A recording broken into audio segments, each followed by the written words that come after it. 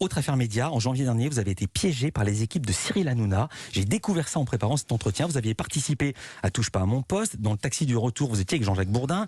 Le chauffeur vous demande alors ce que vous pensez de Cyril Hanouna.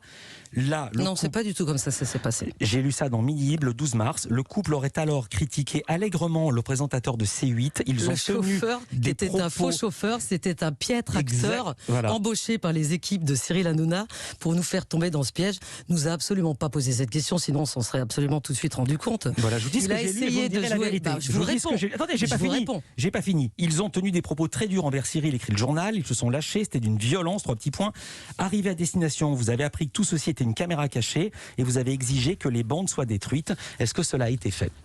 Alors, d'abord, c'était donc absolument pas tel que ça a été décrit dans le journal Le Parisien, qui se fait une spécialité de faire des cabales. Ça, on le sait depuis longtemps.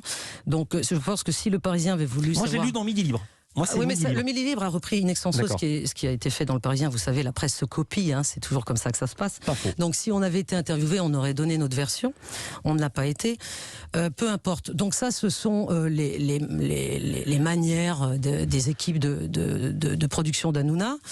Et effectivement, c'était une caméra cachée. Et effectivement, nous n'avons pas voulu, puisque c'était caché, que ça soit diffusé. Et nous avons eu raison. Ma question était, est-ce que vous avez obtenu que les bandes soient détruites ? Je vous ai répondu. Donc peut-être qu'il y a quelqu'un à la bande ? Absolument pas. Elles ont été détruites. Et de toute façon, si quoi que ce soit réapparaît, ça sera une violation de la vie privée, une violation du droit à l'image. On est bien d'accord. Est-ce que vous avez appelé Hanouna ou est-ce que votre avocat... Vous êtes au courant de tout ça, Philippe Vandel. Vous êtes journaliste vous-même. Est-ce que votre avocat a appelé l'avocat d'Hanouna ou est-ce que vous-même vous avez appelé Cyril Hanouna ? Je n'ai pas besoin d'un avocat pour traiter des affaires aussi ridicules et aussi minimes que celle-là, qui n'intéressent que le microcosme médiatique. Nous sommes une émission absolument média. Pas le public. On ferait une émission sur le